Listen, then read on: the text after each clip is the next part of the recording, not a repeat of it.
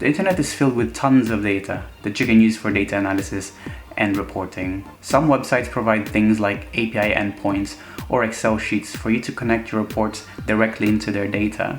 However, if none of these options are available for you, you can use something called web scraping, which is a way to get data from web pages directly.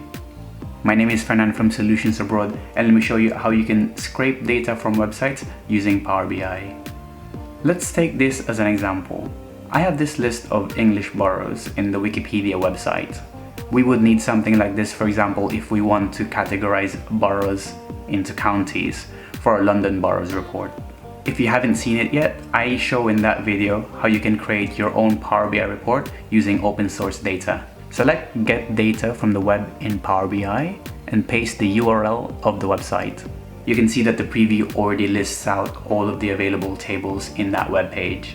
This is a great example to show how easy it is for you to scrape data out of simple websites. What if the web page doesn't have any tables to copy from? Let's take Instagram for example.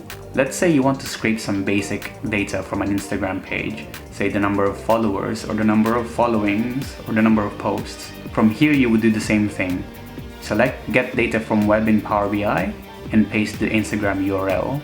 The difference is that it doesn't show any tables preview because there are no tables in this web page.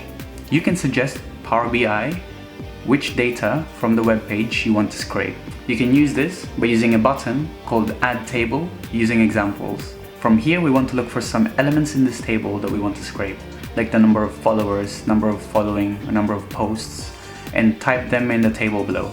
Power BI will then extract this data from the web page into tables that we can use for our reports. Now you can use these for your dashboards. It's all live connection, so when these numbers get updated, so does our reports. The super cool thing about it is that now it works for other Instagram profiles as well. Let's duplicate the query we just made. Let's replace this source to another Instagram profile. Let's say the Power BI Instagram profile.